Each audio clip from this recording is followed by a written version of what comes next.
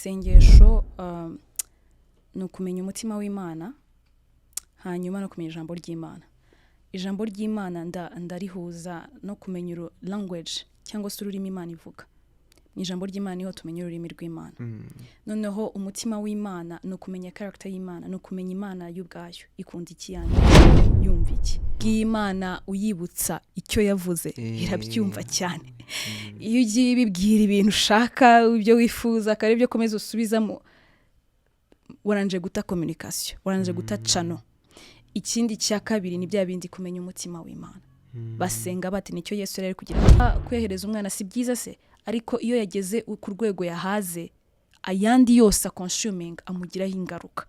So n'umuntu uko akomeza ahabwa ubufasha bwinshi, pastor yansengeye, pastor avuye kunsengera, ngiye kwa mentor, mvuye kwa mentor, ngiye kwa mama, mvuye kwa mama, ngiye kwa papa, mvuye kwa papa, ngiye kwa Arnaud, ndaje kwa Brune. Abantu bose bari gusenga, nyamara bose bari gusengera mu mwuka utandukanye. Bose bari kugusengera gusabira ibintu bitandukanye. So nubwo ari byiza, ibyo bintu byose biraza bigahinduka akavuyo muri wowe. Ntubasha kubimaintaininga kuko nta nubwo uranagira no ku kigero cyo kubasha kwizera ibyo byose bari kukubwira. Kudukurikira aka kanya uri kumva atari gusubizwa uko abyifuza. Ikibabaje suko utabona iby'Imana wayisabye kandi yagusezeranyije. Ahubwo se uraho Imana igushaka kuburi. Niba wa muntu usenga asaba Imana, suko Imana itamusubiza, iramusubiza. Ariko amasengesho asenga ari nka hano kandi yagakwiye gusenga amasengesho ari hariya. Kuko ntushobora gusenga ngo usabe Imana ibintu byinshi cyangwa se usabe Imana ibintu byose uri deserving yaguhaye for free, utari wamenya n'Imana, utari wanamenya n'ibyo yaguhaye byari byo. Wabivuze neza, dusengera in information dufite. So suko uriya muntu utamusubiza. Ariko itandukaniro ryanjye nawe nuko ngiye ndi gusenga nzi ibyo ndi kubwira papa yaranje kunyemerera. You know? Njya kubwira Imana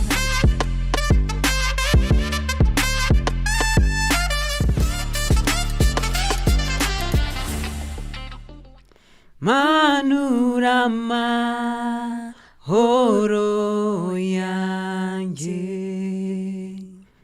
ndagukeneye kumanywa na nijoro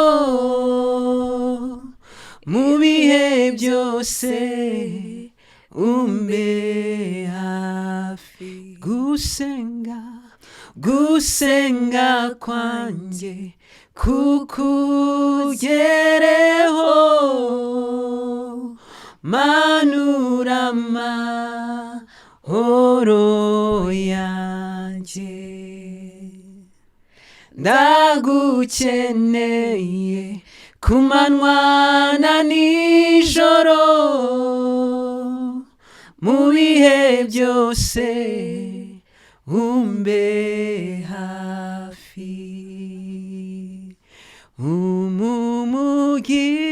Umugisha wawe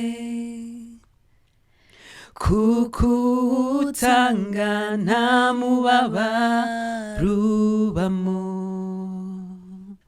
unkomereza amaboko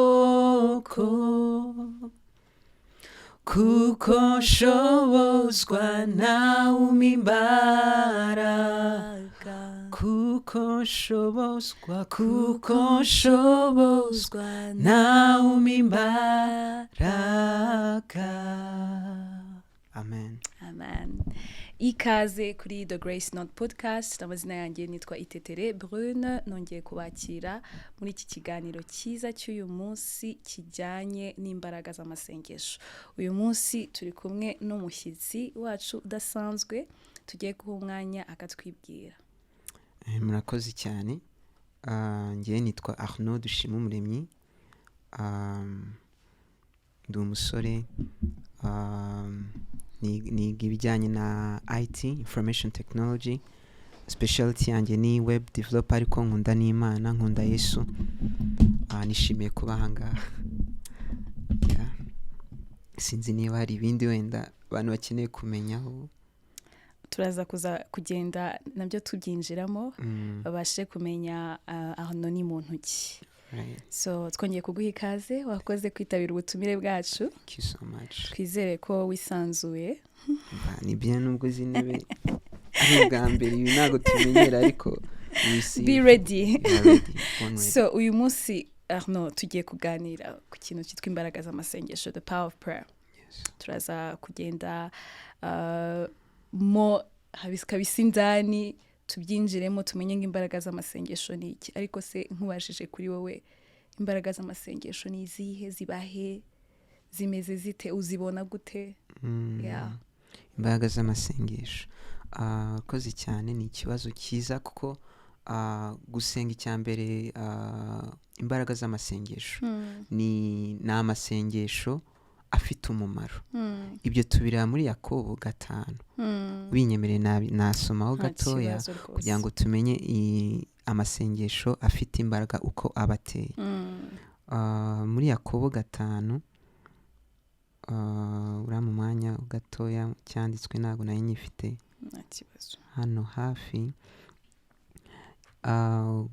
Guhera ku murongo wa 13 hariho ati ngo mbese muri mwe hariho ubabaye ngo nasenge, hariho unezerewe naririmbira Imana, muri mwe hariho urwaye natumira abakuru b'itorero bamusabire bamusiza amavuta mu izina ry'Umwami, ngo kandi isengesho ryo kwizera rizakiza umurwayi. Ngo rizakora iki? Rizakiza. Urumva imbaraga zirimo za mbere, ngo rizakiza umurwayi, umwami amuhagurutse, kandi n'aba yarakoze ibyaha azaba abibabariwe. Ibyaha bizakora iki? Bizababarirwa.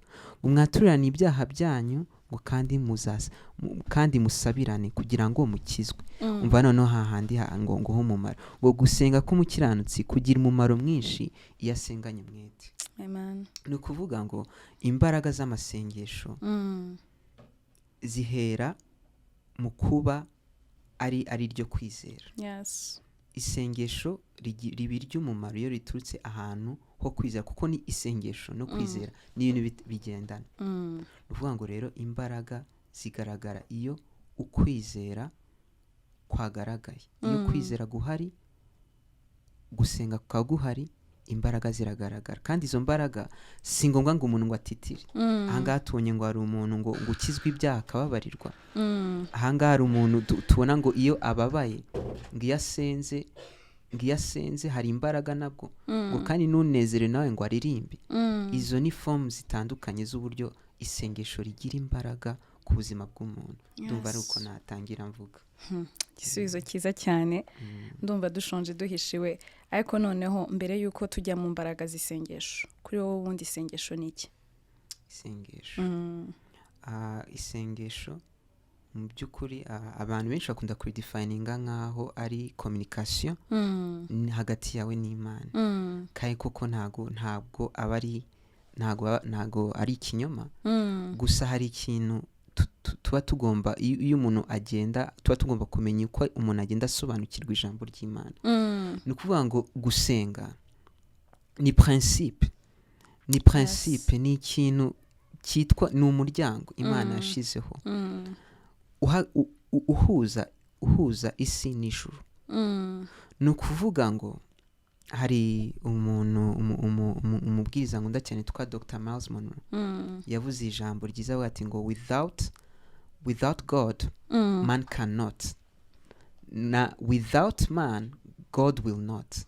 Not saying God cannot, but God will not. Yes. Ni ukuvuga ngo mwitangire no tubona ko Imana yahaye umuntu ubutware kuri ino si.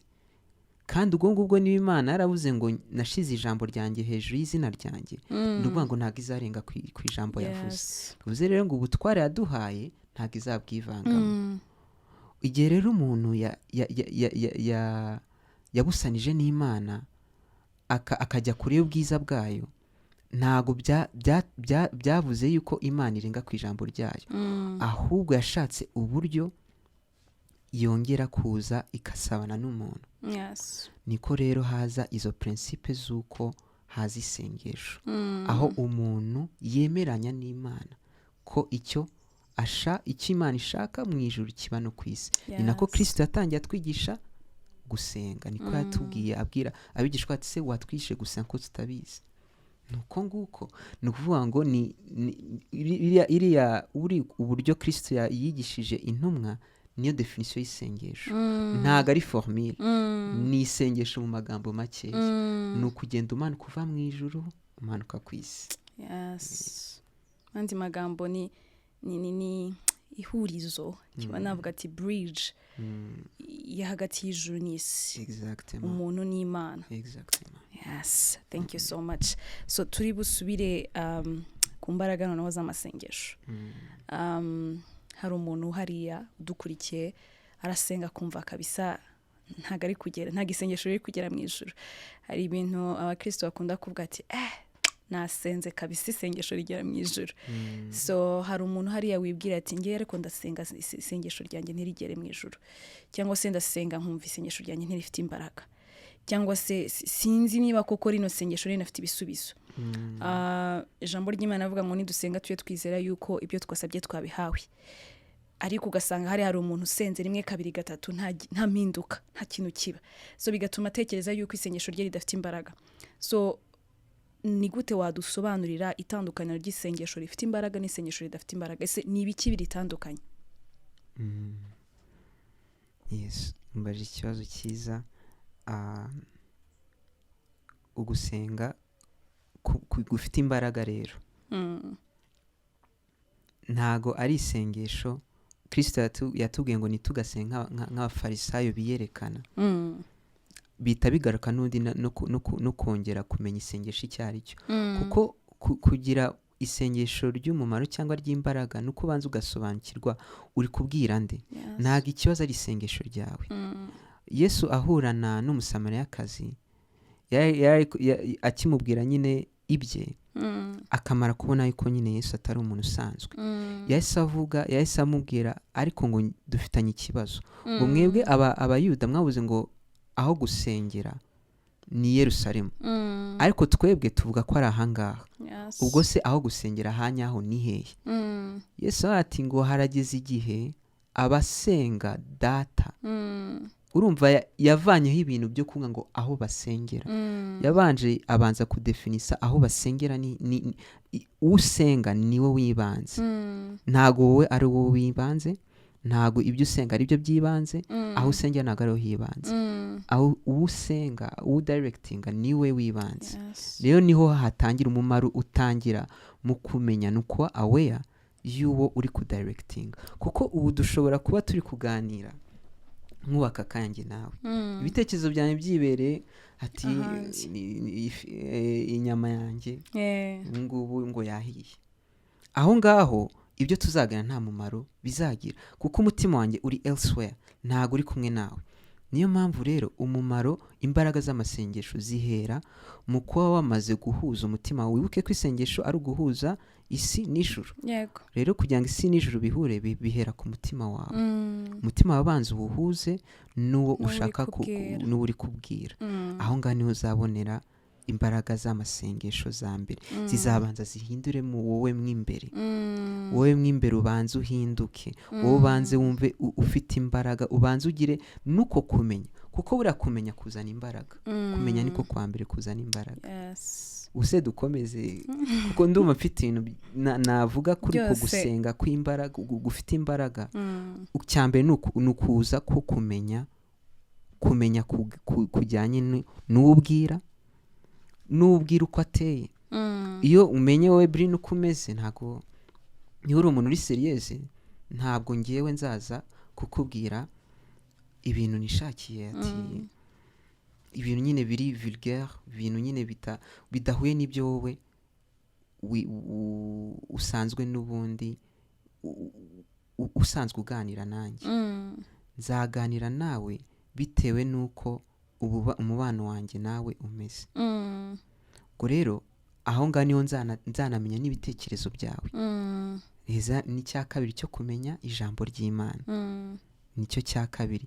Isengesho rya mbere gifite imbaraga ni isengesho rigiye umutima uhuye na data, n'irya kabiri rihuye n'ijambo ry'Imana.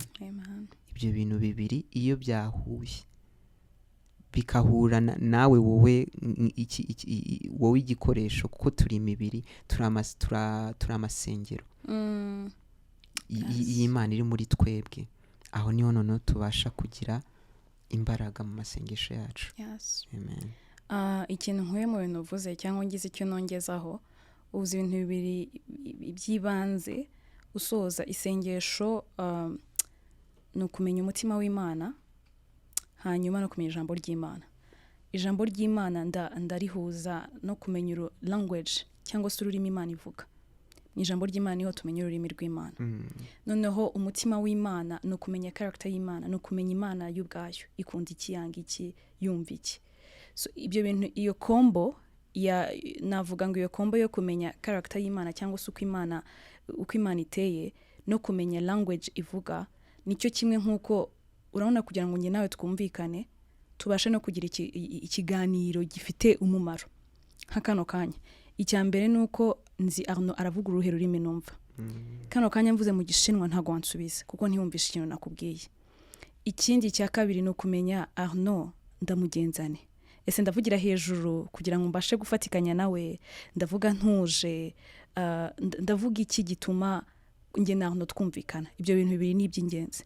Uko twabivuze, nk'uko abantu benshi cyane babizi ko again byandi twavugaga, isengesho ni ijuru n'isi turi kugira ngo bifatane. Ni communication hagati yanjye uri hano ku isi n'Imana yicaye mu ijuru, right? So kugira ngo iyo communication ibe efficient cyangwa se igire umumaro nk'uko turi kubivuga, igire imbaraga, iryo sengesho rigira imbaraga, ni ukubanza kumenya ururimi rw'Imana. Ijambo ryayo. Nshobora kugenda nkatangira hariya, nibyo Yesu yavugaga ati ntimukabe nk'abafarisayo muvuga amagambo muyasubiremo, kuko akenshi tugenda tugatangira kuvuga ibintu bitanaterekeranye, ukwigira ko gusenga nk'isaha imwe byo bifite umumaro. Nyamara hari akagenda undi muntu akavuga iminota 5 akakurusha isengesho ry'imbaraga. Kubera iki? Yavuze language Imana yumva. Iyo ubwiye Imana uyibutsa icyo yavuze, irabyumva cyane. Iyo ugiye bibwira ibintu ushaka, ibyo wifuza, akari byo komeza usubizamo, waranje guta communication, waranje guta channel. Ikindi cya kabiri ni bya bindi kumenya umutima w'Imana. Basenga bati, nicyo Yesu yari kugira ngo yigishe abantu, abibwiriza be ni gute basenga. So iyo utangiye no gusobanukirwa n'iki Imana yumva, n'iki Imana ikunda kumva, kuko Imana mwibuke ifuhira izina ryayo, ikunda abayiramya, bayiramiriza mu ki, mu kuri no mu mwuka. So iyo umenye uko connecta n'Imana, ukamenya uko uyiganiriza, ukamenya ibyibwira, niyo mpamvu cya gihe tujye tunifashisha no muri Bible birimo, hari ahantu ugera ngo umwuka akatunihira imene itavuga, atwingingira ngo kandi na Kristo ngo yicaye iburyo bwa Data atunihira imene nawe itavuga. Bishatse kuvuga ngo hari ahantu tugera twebwe ntitubashe kuba twa communica n'Imana, bigasaba the help of the Holy Spirit cyangwa of Jesus Christ. So nibyo nagiraga ngo highlighting yuko ibyo bintu bibiri nabyo bijya bidufasha cyane, cyangwa se bidufasha mu kugira isengesho rifite iki, rifite imbaraga, ritandukanye n'irindi sengesho. Isengesho wenda nabyo uraza kuza kubivugaho, isengesho rifite imbaraga nta hantu rihuriye n'igihe wasenze, yego, nubwo byagira umumaro, ariko nta hantu rihuriye n'igihe umaze usenga, nta hantu rihuriye niyo wafastinze cyangwa utafastinze, nta hantu rihuriye na wavuze mu kihe kirimi, nta hantu rihuriye na wavuze mu ndimi, nta hantu rihuriye na wavuze ijambo. Nawe umuntu ashobora kwita yibaza ati si ibintu byose kari kuvuga ngo ntaho bihuriye, ntago bifite umumaro. Sasa ikibazo cyanjye ni gerageza kutwumvisha uburyo ibi bintu sibyo bidetermininga isengesho, nyamara nabyo bitugirira umumaro mu isengesho rifite imbaraga. Aho wasengeye, igihe wasengeye, ku indi ururimi wavuzemo, niba wari uri gufastinga cyangwa se utari uri gufastinga. Urakoze cyane. Hari urakoze no kunkopeza, hari cyanditse kuvuze mu kanya kivuga nyine uburyo umwuka wera atunihiye itavugwa, ariko hejuru yaho niho havuga neza ko twe ntabwo tuzi ko dukwiriye gusenga. Mbere yaho ngaho umurongo niho havuga ngo ntago abantu tuzi ko dukwiriye gusenga. Hari ubumenyi, hari ubwiru buhari bwo kumenya Imana, hari ubwiru buhari bwo gukomunika n'Imana, hari ubwiru buhari bw'ibyo twavuze bwa mbere bwo kumenya ubushake bw'Imana. Ngo kandi no muri iyo chapitre niho havuga ngo the mind of the spirit is the only one that can discern what is in the heart of the of the Father. Ni ukuvuga ngo ibyo dukora twebwe nk'abantu ibingibi by'umubiri ntabwo ari byo bidetermina ibyo Imana iba ifite ku mutima wayo, ahubwo ni ubwenge, ni uguhishurirwa kw'iby'Imana yaguhayemo ihishurirwa, the revelation. Aho bitazahurira nuko ubundi icyambere kibanza mu gusenga ni ukuba ufite umubano. Ntago habanza langage, ntago habanza ukusa, ntago habanza atuturuka hehe. Ijambo ry'Imana rivuga ati ubungubu ari abagereki, ari abaheburayo bose ubungubu nawe uhejwe kumenya Imana. Ahubwo se wowe uzanye iyihe intention? Mu by'ukuri ufite umutima wo gushaka kumenya Imana ngo umutima ngo umenetse ngo ntabwo izawirengagiza. Umuntu buriya wafatiraho urugero rwo gushaka kumenya gusenga gufite umumaro ni umuntu witwa Dawidi. Aho usenga hati uyu muntu afite umutima usa nk'uwo nishimira. Naho twamaze gusoma mu kanya muri Yakobo niyo havuze ngo dore na Eliya ngo yari umuntu nkatwe. Bivuze ngo ntago gusenga ari impano, nta gusenga gufite imbaraga ari impano. Nta muntu ufite impano yo gusenga gufite imbaraga ngo aposo niwe ngo ushobora kunsengera ngo uwundi ngo nkagira imbaraga. No, ni ukuvuga ngo wamaze ubundi icyambere mu kubanza kugira communication n'Imana ifite imbaraga mu buzima bwawe. Nemezwa yuko ugomba kubanza kumenya Kristo uwo ari we mu buzima bwawe, umumenya wakijijwe. Niyo mpamvu niyo umuntu wese uri kudukurikira namutera inkunga yo kwiyegurira Imana. Kuko kuza uganira n'umuntu ari nka one time thing, ari nk'umuntu uje gusura, ntago uzamumenya byuzuye. Ariko numwegura ati uyu muntu I'm committed to him or her, uzamumenya byuzuye. Commitment niyo izatuma isengesho ryawe rigira akamaro.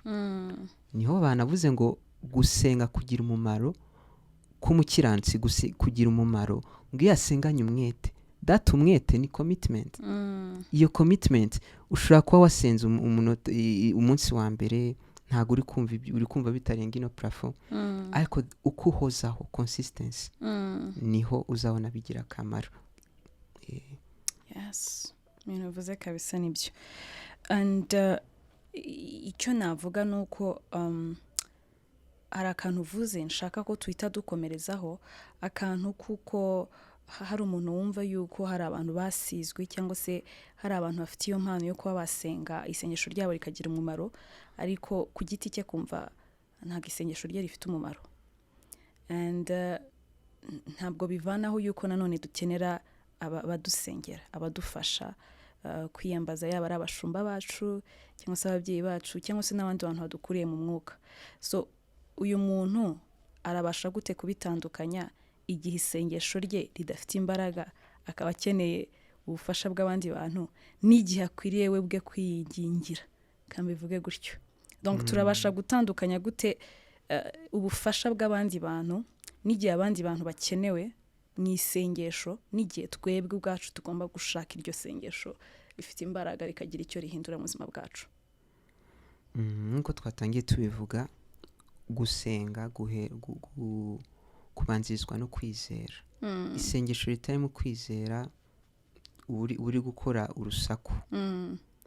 Rero igihe uzumva muri wowe ukwizera kwawe, kandi kwizera ni ukumenya, yego, udashidikanya. Igihe rero ibyo wizeye wumva utabyumva neza, ibyo uri kuvuga ntago biri guhamanya n'umutima wawe. Kuko n'undi kugira ngo ukizwe ntago ari ukwatuza akanwa gusa, ngo wemera mu mutima wawe ko Kristo ari umwami kandi ko Imana yamuzuye mu bapfuye, none ukabyatuza akanwa. buri iryo ni isengesho. Isengesho rihera mu kwemera mu mutima wawe. Iyo wumva mutima wawe wumva ufite kutamenya byuzuye, kutamenya byuzuye ibyo bintu ko ari byo, aho ngaho niho uzagenda ugashaka ubufasha, kuko ahantu ibyago wagira mu buzima ni ukutamenya. Niko Imana yavuze ngo abantu banjye bari kurimbuka kubera kutamenya. Kutamenya ni kwa kundi guhamanya igihe icyo ari cyo cyose, waba ufite imbaraga waba utazifite, ariko urabizi. Njyewe ntago nyaba ndwaye cyangwa ndi muzima ntago nashidikanya ko nitwa Arnaud. Ibyo ntago nshaka kubishidikanyaho. Igihe rero nzakenera ubufasha bukomeye buriya mu buzima bwawe, n'igihe nzibagirwa ko nitwa Arnaud. Uzakenera umuntu ubikwibutsa, ubinyibutsa. Umuntu rero uzagira ikibazo mu gusenga, aho azakenera ubufasha ni igihe atazamenya icya mbere uwo ari we muri Kristo, Kristo uwo ari we, ibyo Kristo yamukoreye mu buzima bwiwe, donc histoire afitanye n'Imana. Ibyo bintu byose nabona ibyo bintu nta substance afite y'ibyo bintu, aho ngaho niho azakenera kongera kuvoma, ashaka ijambo ry'Imana icyo rivuga, ashake counseling y'umuntu wenda uri spiritual cyangwa se n'umuntu waciye mu bintu yaciyemo. Hanyuma undi muntu we, umuntu utazakenera imbaraga z'undi muntu ukeneye support, umuntu uzi neza ibyo yizeye ibyo ari byo, afite proof, byamaze gufata sima, mbese byafashe foundation. Ariko asa nkaho wenda ari stuck ahantu. Buriya mu buryo buri spiritual igihe umuntu agira limitation mu buzima, akagira limitation ibintu byose akora akabona ntago biri gukunda. Ariko uwo muntu iyo azi aho yavuye, aho yaturutse, impamvu ari aho ngaho n'aho ari kujya, ibyo bibazo bitatu iyo ubizi mu buzima bwawe, Imana yarabigusobanuriye, cyangwa se ufite ihishurirwa nubwo utaba ari 100%, iyo ibyo bintu bizi ntago uba ukeneye ubundi bufasha kereka wenda kugenda wiga, ukiga nyine wenda ese mu bijyanye n'ikibazo circonstance ndimo, eske ijambo ry'Imana rivugaho iki. Aho ngaho nibyo wenda ni ukwihugura. Ariko ntabwo uzakenera undi muntu ugufasha gusenga kuzakenerwamo ubufasha ni ugusenga kutarimo kwizera mu magambo make.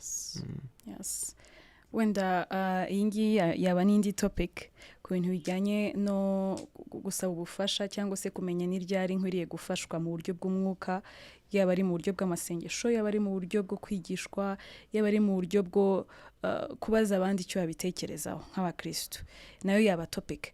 Ariko wenda ikintu nakongera ku bintu uvuze ikintu cyiza yuko ntabwo igihe cyose ariko ukeneye gufashwa, hari igihe nawe ubwawe ukeneye kwifasha. Ikintu akenshi tudasobanukirwa ni uko hari ubufasha nawe ubwawe wakiha, on top y'ibyo uri gukora hari icyo wakifasha nanone, nawe ubwawe urahari.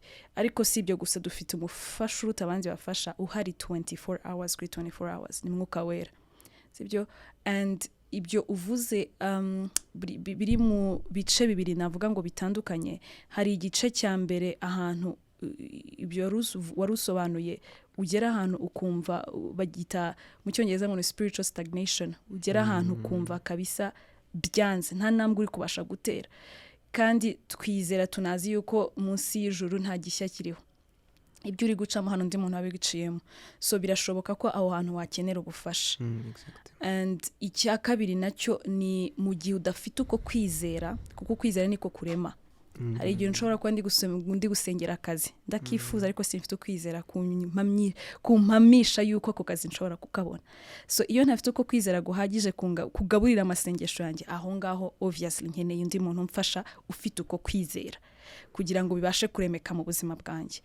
Ariko mu gihe niba navuga ngo ni nk'ikintu nabwira abakristo nanjye nibwira, ntitukabusing help, ntitukayimenyere ku rwego twumva yuko hatari umushumba umfasha, hatari pasiteri, mentor, daddy, mami, you know, ntago mu mwuka na striving cyangwa ntago mu mwuka nagira ikintu ngeraho badahari ngo mbamenyeshe iyi season ndimo ndasengera ibimfasha gusenga. Inshuti zanjye zitambaje ngo iyi season tugusengere tugusabira iki, ibyo byose bivuyeho, abo bantu bose bavuyeho, ese we wibona uhagaze hehe muri rya sengesho?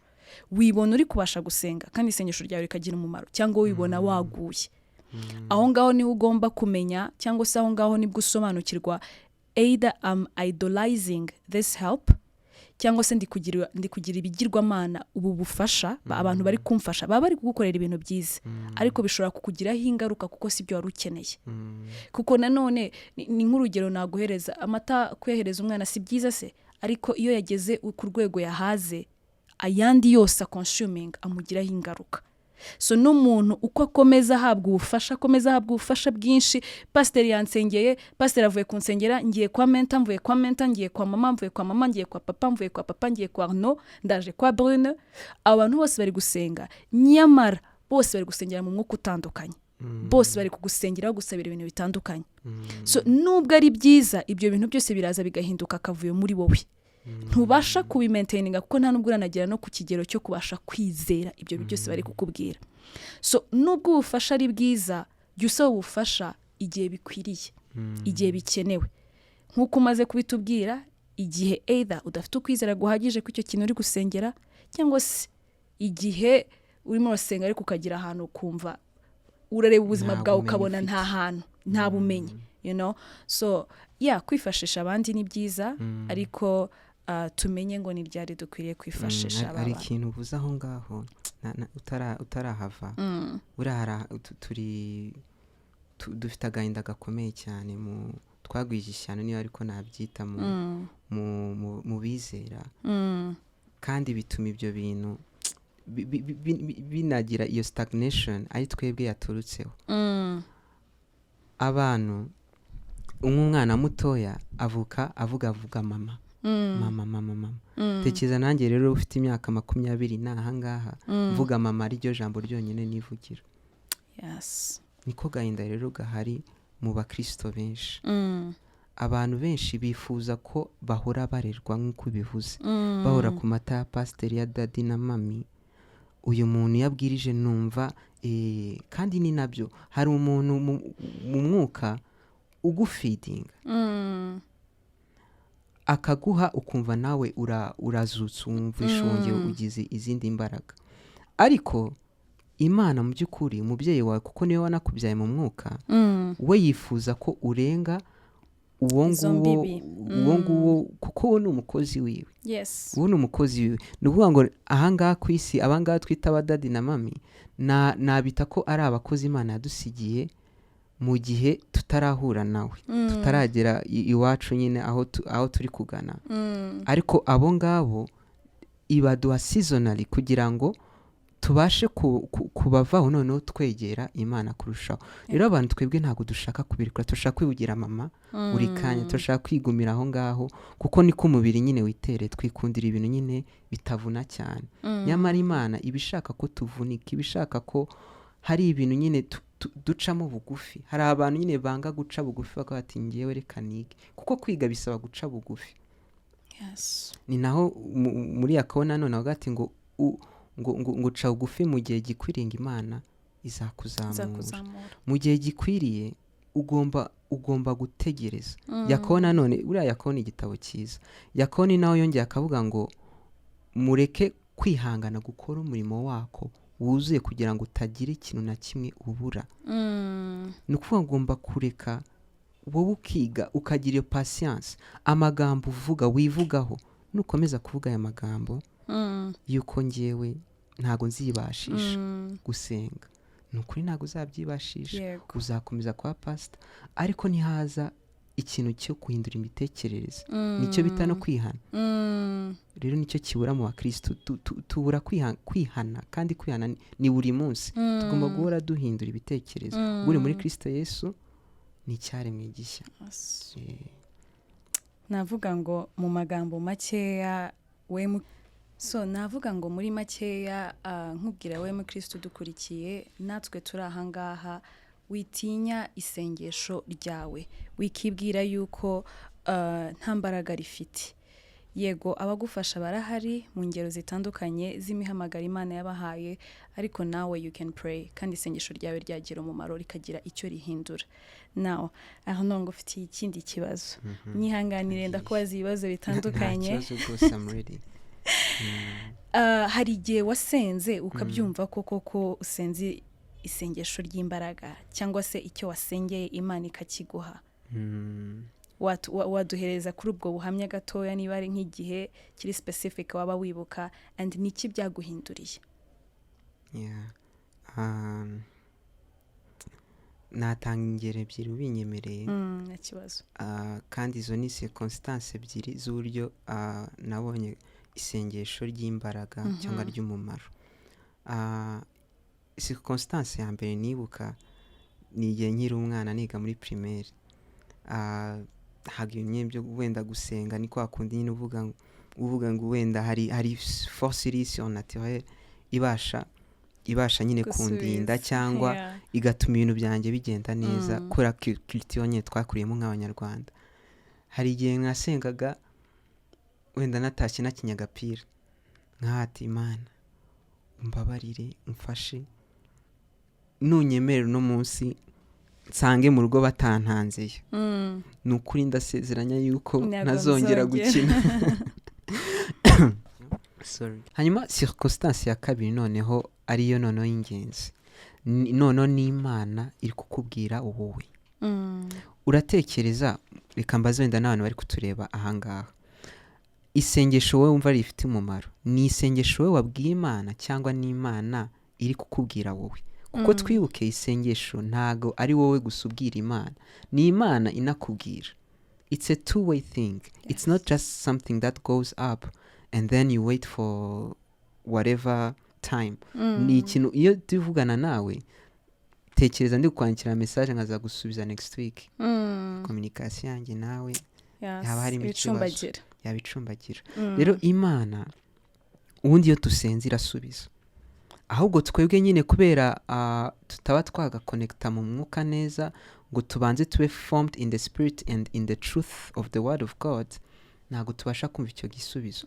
Ariko gusenga k'umumaro buriya nyabwo ni igihe Imana yagusubije. Nandi twari turi kuvuga ku rugero ry'ibyambayeho, ni igihe noneho ngewe hari ahantu nari ndi gusengera, noneho ndi muri intercession ko abantu nkoreramo ndi mu intercessor, ndi gusenga biranga.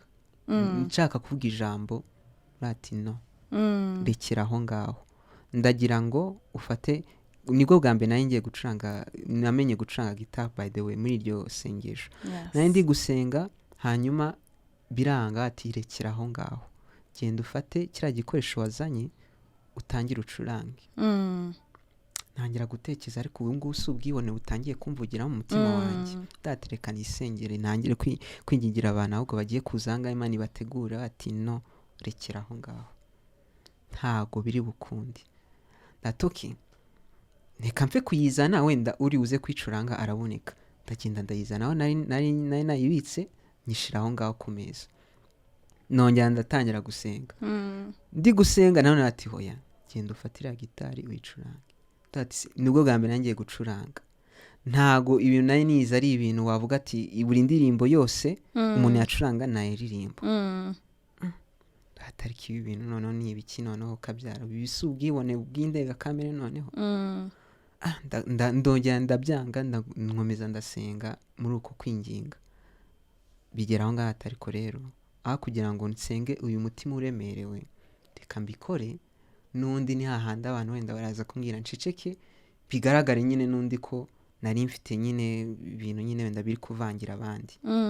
Hariho speaker, harimo instrumental bari gusengeramo, nayo ndagira ndafata ndacuranga. Umwuka ahita ambwira ati iririmba. Ndaririmba. Nyiri kuririmba umwara abafatanye nanjye turi muri uko kwinginga. Abantu dutangiye muri ubwo buryo batangiye kugabanya akavolume ka instrumental. Guhera uwo munsi Brine ubu ndi kubwira nsigaye ncuranga. Kandi ibyo bintu nacuranze na n'ubu nibyo nyubakiraho ndi gucuranga, kuko I'm still learning of course, ariko ibyo bintu niho naboneye imbaraga z'amasengesho yaho ari imana iri kukubwira rather than you speaking to God. Rero izo circumstance ebyiri, isezerano buriya isengesho ririmo isezerano imana iraryubaha cyane. Ikintu cyitwa isezerano n'umwana w'umuntu, imana nicyo kintu ikurikirana, iragikurikirana kuko niba ari imana twaremye mu ishusho yayo kameme, kandi imana ikintu tuyiziho ni ukutarenga ku ijambo ryayo. Rero iba expectinga ko n'umuntu yaremye ari uko agomba kumera, ijambo rye aba ari yego cyangwa oya. Ni nayo mpamvu imana itubwira ngo ntukajye urahira, ijambo ryawe ribe yego cyangwa oya. Circumstance ya kabiri akaba none iyo ngiyo nyine ari imana ikutuganiriza. Arabakopeje avuze ibintu byo gucuranga, ariyo mpamvu twatangiye turirimba, ariko turaza kuza kubisubiramo ikiganiro cyenda kurangira. Hanyuma nkubajije ikibazo kugira ngo ndebe gusubiza, ariko hari urundi ruhande nifuza ko narwuvugaho.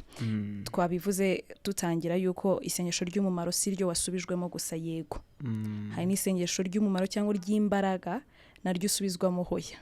Ese ibyo byo waba warabiciyemo, niyo warabiciyemo ukabimenya ko ryari isengesho koko ry'imbaraga, ariko sinavanyemo ibyo, donc sinasubijwe uko nifuzaga, cyangwa se niba utaranabicamo umuntu wabicamo wamubwira iki ko igihe cyose isengesho ry'imbaraga ridahwana no kuvuga yego ku Imana? Hari umushuti wanjye wa kera, sinzi wenda niba azareba n'ino video, ariko twiganaga kera segondere, yakunda kuvuga ngo iyi si itaragukaranga igutegurira ibirungo. Shangiye rero sinavuga ngo wenda ngo ni isi iri gukaranga, navuga ko ari Imana yemera ko igutyaza, guca mu muriro. Mu by'ukuri ibyo bihe nabiciyemo, kandi I'm blessed ko wenda wowe nanjye turi kumwe ahangaha. Ibyo bihe I think ko tujya kubihuriza ko twanaziye no mu gihe kimwe, byabaye mu gihe kimwe njye nawe turi mu mashuri twiga no hanze. Noneho Brine mfite ubuhamya bukomeye kuri iyo season, kuko ni naho hasohotse indirimbo ihuye n'ibibazo nari ndi gucamo. Yari muri 2023, byari mu mpera z'ukwa munani, hasohotse indirimbo ivuga ngo hazaba imisozi itazakurwaho, hazaba n'inzuzi ntazashobora kwambuka, ngo si buri sengesho rizasubizwa uko nsaba, si buri ndirimbo izampumuriza umutima. Icyo gihe reka mbwize ukuri Bri, nibyo bihe mu by'ukuri njyewe ndi umuntu sinizi narize pe, narize nyine ngo ndikurira mu kintu cyambabaje, umuntu nampfushije nyine ngo ndi umuntu emotionnel nyine, kubera kwa kuntu tuba twarakuze muri sosiyete y'abanyafrika b'abagabo nyine batajya ubona babarira. Ariko icyo gihe nicyo gihe nibuka narize, aho numvaga, aho namenye nyine ko ngiye kugaruka hano mu Rwanda, kandi ntari nabiteguye. Nk'ati Imana, igihe wandingiye cyose iki gihe kuko ubu nibwo nkuye amaboko. Ariko iyo ndirimbo ndayibuka isohoka, nibwo nongeye kwibuka yuko Imana iri kunsubiza, ariko ntabwo iri kunsubiza wenda uko nabyitekaga. Icyo gihe ni nabwo naje kumva ijambo ry'umuntu wari kunyigisha icyo gihe nakurikiraga, namuvuga ni Pastor Jackson, uramuzi nawe.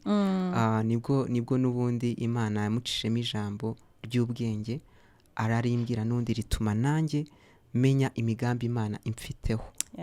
Buriya ni byiza guca mu kintu ariko uzi n'umugambi w'Imana. Numvishe ari ibintu bishaririye, ariko numvishe ko kuba ndi kumwe n'Imana bindutira cyane kuba nasubizwa uko ngewe mbyifuza, kuko kubaho uko ubyifuza ariko uri kure y'ubushake bw'Imana biragatsindwa. Rero umuntu uri kudukurikira aka kanya, uri kumva atari gusubizwa uko abyifuza, ikibabaje si uko utabona iby'Imana wayisabye kandi yagusezeranyije, ahubwo se uri aho Imana igushaka kuba uri? Niba uri aho Imana ishaka kuba uri, ibindi birekere, ntago twese dufite urugendo rumwe, ntago twese dufite DNA imwe. Umwe ashobora kuzabyara afite imyaka 20 undi akabyara afite imyaka 40, ariko icyambere ni uko ureka wa mugani iko Yakobo yavuze ngo ureke kwizera, kwihangana, gukora umurimo wawe, banza ureke Imana ikubakemo ibyo ngibyo, iyo package. Buriya buri wungu ndabizi neza, iyo udaca in certain circumstance ntago twari kuba dufite ibintu turi kugenda tugukuraho, ibintu wigisha cyangwa se uburyo werera imbuto abantu. Iyo utabanza guca muri ibyo bintu wowe utashakaga ariko Imana ikemera kubicamo, hari ibyo tutari kubona twebwe bitugirira akamaro. So wowe banza umenye nuko menya yuko ibyo bintu kugeragezwa ni nako ariko Yakobo manange Yakobo gati ngo tujye twishimira ngo iyo tuhuye n'ibibazo cyane ibigeragezo bitandukanye, ngo kuko ngo uwo muntu azahabwa ikamba ry'ubugingo. Ni ukuvuga ngo nyuma yo kugeragezwa, nyuma yuko icyo kintu ugisengera cyangwa se ugitegereza, nk'uko Yakobo ngo mbere y'uko isezerano Yosefu igihe isezerano ritari ryagasohora ngo ryaramugerageje, ugomba Imana nyine igomba gutegereza wowe ugahura n'igihe cyayo yagenye, ubundi ukagendamo ukazisanga noneho ahubwo wowe niwe muntu abantu bari kuvomeraho ibintu byinshi. Kubera iki? Kubera ko utakoze ibintu bya fast food abantu babifuza aka kanya. Twe tuba twifuza ibintu byihuse, kandi mu by'ukuri Imana hari igihe nyacyo yakugeneye, niyo cyari imyaka 10-20, igihe nyacyo ni igihe cyagiye nyine uzahura nayo encounter. Mu gihe utaragira encounter, sit down wige, senga, guma ku mavi, wiva ku musozi Imana yaguhamagariyeho. Ndashaka kongeza icyanditswe ku bintu bavuze, ni icyanditswe kiri mu Filipi 4:6-7 riravuga ngo ntimukiganyire, ahubwo ibyifuzo byanyu byose mubyereke Imana mubisabiye mu isengesho. Impamvu nari nkwaje biriya bibazo, abantu benshi cyane bakunda kwita bumva yuko imbaraga z'isengesho riri mu gusubizwa yego, ariko imbaraga y'isengesho si uko wasubijwe yego cyangwa hoya, ahubwo wigeze kubivugaho nuko wasubijwe. Kuko iyo isenze Imana iragusubiza. Yaguye igisubizo wifuza cyangwa icyo utifuza ntibivanaho ko yasubije. Ahubwo wenda iyo hatabayeho igisubizo aho ngaho nibwo biba ikibazo. No gushaka kuvuga ngo nusenga ugasubizwa hoya cyangwa se ugasubizwa tegereza, ntuzavuge ngo ntabwo nasenga isengesho ry'imbaraga. Ahubwo uzavuga ati ibyo umaze kudusobanurira neza, hari impamvu Imana imbwiye hoya, ahari hari ikiri kuntegurira. Kuko oya yose Imana ivuze irutwa na yego isi kubwiye. So nicyo nashakaga gushimangira mbwira abantu ati the power of prayer is not determined by yes only. It's determined by the answer of God, the presence of God amidst what you're praying for. Exactly. Kandi kabazo nakubajije ibibazo byinshi, hari ikibazo wumva mfitiye? Ikibazo ngufitiye, ese umuntu ngemba nibaza, buri muntu utarakizwa buriya nawe Imana arasenga ikamwumvara? Isengesho rye rigira imbaraga? So najyaga mbyibaza, navuga ngo in my early days nyine yo kuba umu Christian, najya nibaza sare ku itandukaniro ryanjye ubundi n'umuntu udakijijwe n'irihe. When it comes to uko Imana indeba cyangwa se nuko imfata bitandukanye nuko ifata abandi kuko badakijijwe. Ese ko ijambo ry'Imana bivuga ngo Imana ntirobanura ku butoni, bigenda biti? Ariko dore icyo naje ku understanding, Imana si cyo kibazo, ahubwo wowe aho uri bituma witwara bitandukanye. Ndabisobanura muri ubu buryo. Ni ukuvuga ngo mfite papa, undi muntu naza kumusaba ubufasha agira limite y'ibyo amusaba. Ashobora kuza akamubwira ati wampaye se 5 ze, katuvuge muri urwo rugero. Ariko ngewe ikibazo cyose nagira muri iyi si, ubwonko bwanjye ni papa nyine abyirengere. Tuvuge nk'urugero bampfunze bagasaba ati 10,000,000 bamurekure, mpita ntekereza niba papa zifite azishyure Yego. you know urumva njyewe naranje kwisanzura kuko nzi ko ndi umwana kwa papa ariko wa undi muntu wundi nubwo yagerageza ntagagera ku rwego nk'urwo nge ndiho bamufunze nawe bamufatiye nawe muri ntuza ntabwo umuntu wa mbere atekereza guhamagara ari papa wanjye kuko arabizi ko papa wanjye ari responsible cyane kuri njyewe kurusha kuri we. So mbivugiye iki wa muntu usenga asaba Imana suko Imana itamusubiza iramusubiza ariko amasengesho asenga ari nka hano kandi yagakwiye gusenga amasengesho ari hariya kuko ntushobora gusenga ngo usabe Imana ibintu byinshi cyangwa se usabe Imana ibintu byose uri deserving yaguhaye for free utari wamenya n'Imana utari wanamenya n'ibyo yaguhaye byari byo. Wabivuze neza dusengera in information dufite so suko uriya muntu utamusubiza ariko itandukaniro ryanjye nawe nuko ngiye ndi gusenga nzi ibyo ndi kubwira papa yaranje kunyemerera you know njya kubwira Imana nkayibutsa Mana wavuze iki niki ariko we yajya gusenga asengera ati Mana basinkiriramo imiyaga umugati akari isengesho rikomeye so Imana irabasubiza ariko ibasubiza bikeya compared kubyo bagakwiye gusubizwa kuko batazi uko basenga. None se ko hari igihe njya mbona nk'umwanditsi wa Zaburi aho ngo isengesho ngo by'umuntu ukiranuye ngo ntabwo Imana ngo izaryumva ngo ariko ngiryo umukiranutsi ngo niryo yumva ibyo byo ahantu wari wabisoma muri Bibiliya bose ibyo bintu bisobanuye iki ngo nibuze yuko hari abantu wenda amasengesho batumvikana ati ngiye uriya ndi umunyabyaha uriya nta kintu Imana naza nyibwira kuko iranzi ndi umutekamitwe nkora ibi ngibi ntabwo ibintu byumva ndakiraniwe ariko ndakumva nyine ko kuko ari umukiranutsi nge muri by'Imana ishakira iranyumve ibyo byo bimeze gute?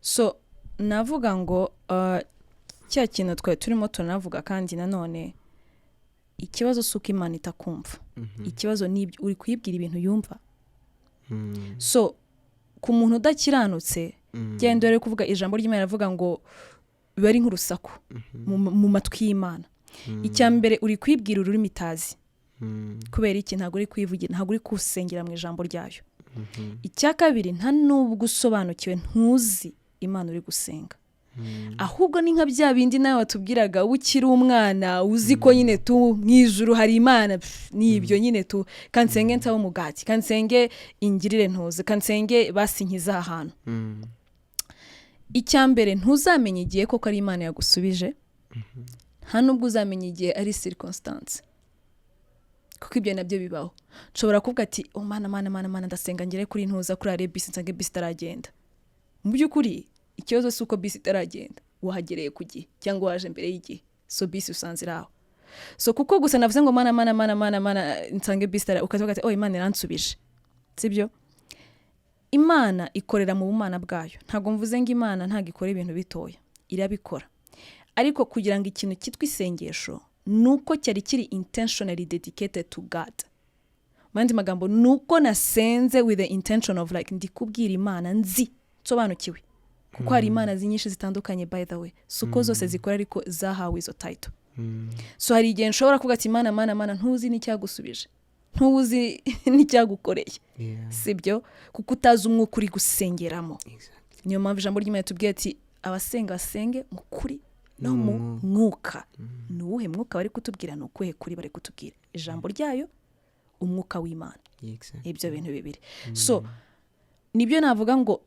umuntu ukiranirwa cyangwa se umuntu utari umukristo azumvwa nyamara be careful kuko uzi ntabwo uzi kiri kukumva kubera iki urarangaye mu buryo bw'umwuka iyo umukristo asenze deja kanongere ngerageze kubyoroshya kugira ngo abantu babyumve iyo umukristo asenze deja muri spiritual world birazwi ko iri sengesho rigiye he straight to heaven ndi kubwira Kristo kuko niwe papa wanjye ariko bitekereze muri ubu buryo umwana w'imfubyi udafite ahantu abarizwa uyu munsi ashatse ubufasha hari possibility ebyiri yuko abantu b'ubwoko butandukanye bashaka bose kumufasha uwo hariya uwo hanze uwo mu Rwanda batandukanye bashaka kumufasha cyangwa se hari na possibility ya kabiri yuko abura umuntu n'umwe umufasha sibyo kuko ntago ari covered ntago afite ahantu abarizwa so n'umuntu udakiranutse utaramenyana n'Imana iyo asenze isi y'umwuka yose imusamira hejuru. Satani ashobora kugusubiza, abadayimoni, imyuka mibi, ijuru, imana, byose birashoboka. Nubwo waba wavuze ngo imana niwe ndi gusenga, ntago still iyo connection iri divine. So ibyo byose bikwakira, bigiye kukwakira, ugomba kumenya ko na Satani ashobora kukwakiriramo. So that's why you need to belong to Christ, kugira ngo isengesho ryawe ribe ry'umumaro, ariko nanone riri dedicated specifically to God. Yes. Ahubwo ukiri aho ngaho hari ikindi kintu kise Imana ise inyibutsa, buriya ntabwo twavuga ibintu bijyanye n'isengesho tutari no kuvuga ibijyanye n'igicaniro. Ntabwo twavuga ibintu bijyanye no gusenga utamenya se igicaniro ubundi ni iki. Sinzi n'uburyo, ariko Imana ni nziza. Narindi kuzi icyo kintu Imana iri kukinganiza ati ubundi uzi igicaniro icyo ari cyo, what is an altar. Mu Cyongereza altar ubundi tuzi altar y'abantu nyine bajya gushakana. Iyo umuntu agiye gusezerana avuga ati ngo yagiye kuri alitari. Tuvuga ngo ni alitari, ariko mu by'ukuri tuba dushaka kuvuga ni igicaniro. Alitari ubundi ikintu bita altar ni ahantu nyine habaho ikintu bita ibitambo. Mu isezerano rya kera iyo ikintu bitaga altar ni ahantu watambaga igitambo. Ni system cyangwa ni principle Imana yarashizeho kugira ngo noneho ibashe kuzajya ikorana byandi twavugaga ko isengesho ari ijuru n'isi. Ni ukuvuga ngo kugira ngo umuntu abashe kubabarirwa, kugira ngo umuntu abashe kutarimburwa, hagombaga guhora hatangwa ibitambo. Ubu ngubu rero our altars ntago hakiriho ibitambo byo kuvuga ngo ugomba kumena amaraso y'ikintu ngo y'intama ngo iri without blemish. Ubu ngubu hari ikintu bita noneho altar, noneho yabaye imitima yacu. Mu byahishuwe niho tubona nyine hari icyo bita amasengesho ava ku gicaniro kimwe ajya ku kindi. Ni naho uranashaka ko tujya cyane, kuko ntago twajya kuvuga ibijyanye n'amasengesho n'imbaraga zabyo tutasobanuye kwa kundi ngo umuntu aba afunguye mu kirere cy'umwuka atazi se icyo gicaniro ubundi ari gusengera ku kihe gicaniro. Igicaniro uri gusengeraho kiriho iyihe mibavu, kiriho ibihe substance, kuko ibyo nibyo bizadetermina ese ugiye gutanga iki. Kuko hari abamarayika nibo bajyana amasengesho yacu. By the way, nabyo tugomba kwivugaho.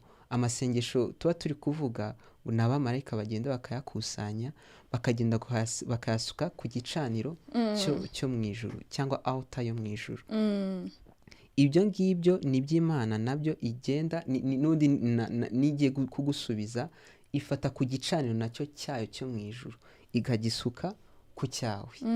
Niyo mpamvu ntabwo twavuga isengesho tutabanje kumenya ati se wowe wasenze Imana ku gicaniro. Hari aho wasengeye Imana uri kwishaka. None uratekereza ko Imana izagusubiriza ku gicaniro utasengeyeho? Kuko hari ibicaniro bitandukanye. Ibicaniro tuba turi kuvuga figuratively ni dedication y'icyo kintu, y'ubuzima y'icyo kintu. Hari altar ishobora kubaho yo kuba hari altar y'imyijima, byo turabizi. Hari altar y'abantu abo babasambanyiriza, hari altar y'abantu babasindiraho. Ibyo ni ibicaniro abantu bagenda bakabaho, akaba ari byo babatambe nyine abaho, akaba ari cyo kintu nyine ahagazemo. Ubwo rero wamugana umuntu uzagenda gusengera kuri icyo gicaniro afite ibindi bizamusubiza. Hari ikindi gice n'ubanga ibicaniro birakorana. Niyo mpamvu ari byiza ko wamugana umuntu agomba kubanza guhindurirwa ama location. Ukabanza ugahindurirwa amakaritsiye turi kuvuga spiritually. Ni ukumenya Imana, ni ukumenya Kristo, ukamenya icyo gupfire ku musaraba ukamwakira. Kuko kumenya Kristo ariko numwakire ntacyo bimaze. Ko yarapfuye tukiri abana twavutse twumva ngo Kristo yarapfuye. Ibyo bintu se bifitiye iki mu buzima bwanjye kumenya ko Kristo yamfiriye ibyaha? igihe rero uzabona umumaro wabyo, buriya gusenga kwa mbere kugira umumaro ni agakiza. Buriya agakiza iyo wabashije gukizwa, buriya aho ngaho niho hambere ubona gusenga kungira akamaro. Kandi tugana ku musozo, ikintu navuga ni ugusobanukirwa no kumenya yuko isengesho burya rifite umumaro, ugomba no kuba specific. Ibyo ruri kuvuga umuntu ashobora gusenga ari gusenga ibintu ari kuvuga ari byo, ariko kubera igicaniro yicayeho cyangwa se igicaniro yifatanyije nacyo, bigatuma isengesho rye ritagira aho rigomba kugera. Uzi ko na Kristo yigisha abigishwa be gusenga, yarabanje aravuga ati data uri iki? Uri mu ijuru. Kugira ngo abe specific, ushobora guhamagara data ukaba uri guhamagara data uri ahandi, uri mu misozi. So ntabwo turi bujye mu bintu by'imicaniro cyane kuko nayo n'indi topic ndende, ariko ugomba kumenya yuko nujya no gusenga isengesho rifite imbaraga, isengesho ry'umumaro, be specific about who you're calling, who you're talking to. Ugomba kubyiyibutsa nawe ubwawe, ninde ndi kuvugisha, ndi kumubwira iki, bya bindi twavuze. So ikintu ushaka dusoza ngo ubwira abadukurikiye ni nka key takeaway cyangwa se key message wabahereza bijyanye no gusenga gufite umumaro?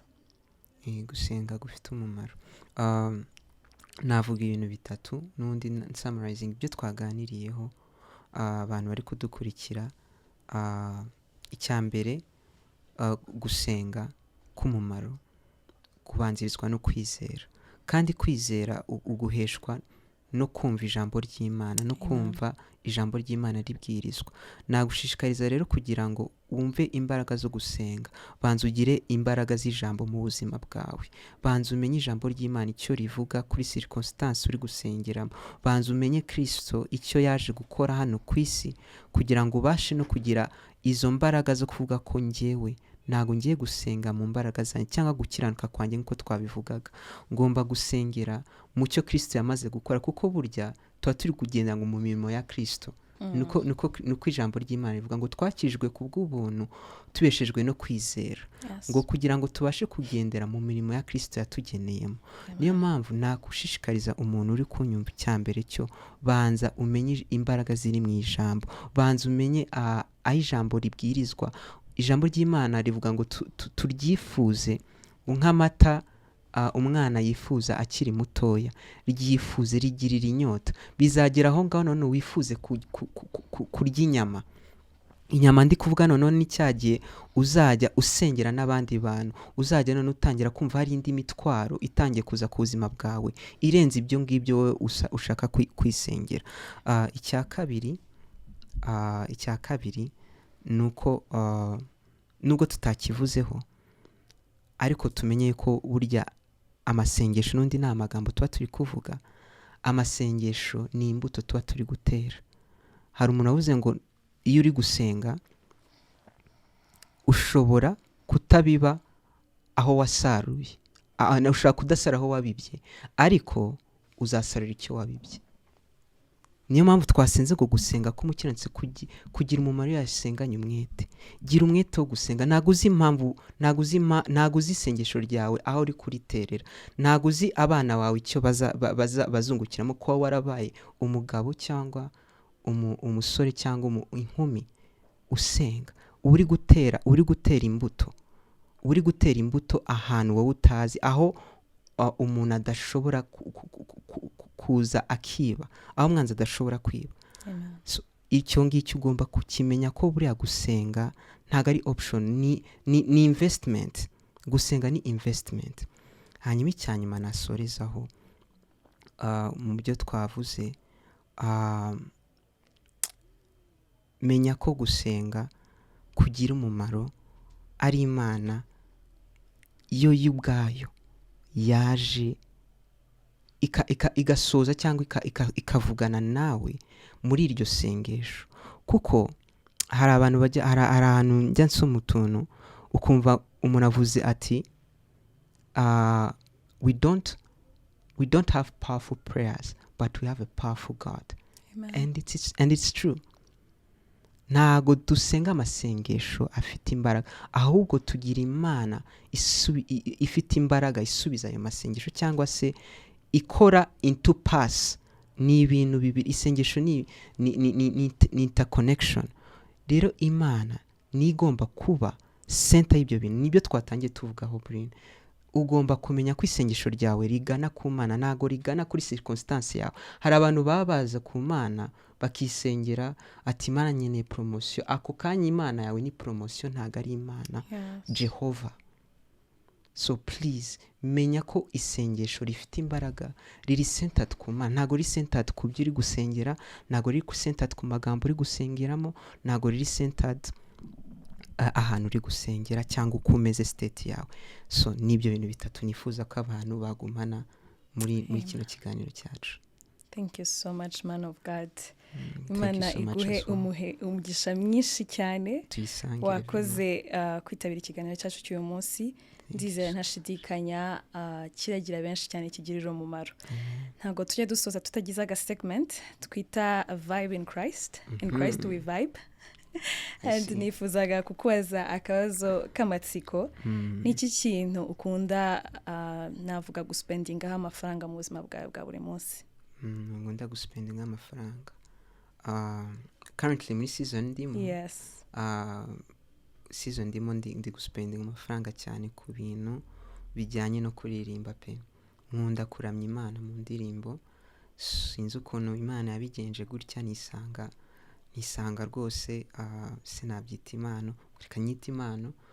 Ni impano mu by'ukuri nanjye ntavuga ngo wenda ngo mbikesha ngo mu by'umubiri ngo ari abantu navutse nsanga baririmba. Ni Imana yampaye, ndayikunda. Nifuza ko wenda hari icyo yazamara wenda mu by'Imana yampamagariremo. Niyo mpamvu ndi kuinvestisamo. N'ejo bundi naguze gitari, amafaranga atari make, ndayikunda. Sinzi uko nabigusobanura, nkunda gitari yanjye. Nyigira nangana ndi kwaza se nta gitari iri aha ngaha. Rero nicyo kintu cya mbere ndi kugira investissement muri no season ariko. Ndibwira noneho ubu ngubu abantu bumva impamvu twatangiye turirimba. Ntago twakurekura uko mubona uyu mukozi w'Imana ni umu aspiring artist, gospel artist. Kandi no umuntu Imana yagiriye ubuntu mu kintu kijyanye no kuramya no guhimbaza. Rero byatubabaje cyane kuba atitwaje ibikoresho bye, ariko mu bihari uko biri kose hari akaririmbo kari kugufasha muri iyi minsi. Turashaka kugira ngo udusangize ku ndirimbo cyangwa se navuga ku butumwa Imana yaba yaraguhaye wowe ku giti cyawe. Akantu gatoya nta kibazo. Ubutumwa bw'indirimbo iri kumfasha, hari icyo se buriya indirimbo yangira nibyo twifuza.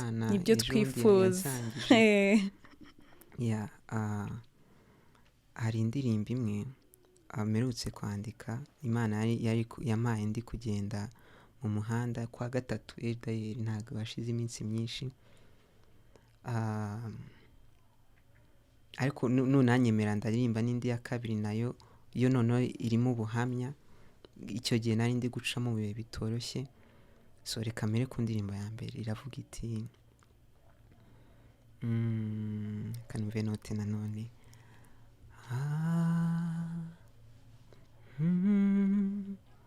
Tuzamuye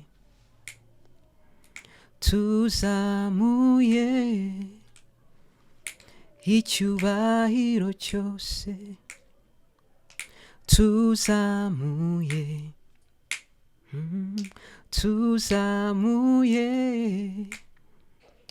icyubahiro cyose.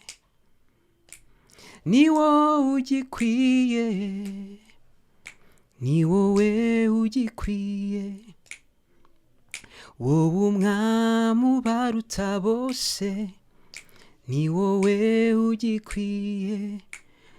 Oh, ni wowe ugikwiye, ni wowe ugikwiye, wowe mwami ubaruta bose, ni wowe ugikwiye. Oh, tuzabona rwose tuzabona icyubahiro cy'Uwiteka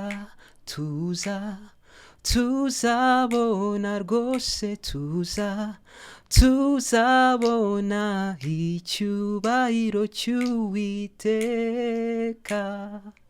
Amen. Iyo ni indirimbo yanjemo yo kuramya, yo guha icyubahiro Imana, ariko hari indi ndirimbo nubwo iminota yatujyana ariko yangiriye umumaro cyane, n'undi ijyanye n'ibyo turi gusengeramo. Yamfite igicango wenda ariko yari kumfasha, ariko reka ngerageze. Ivuga ngo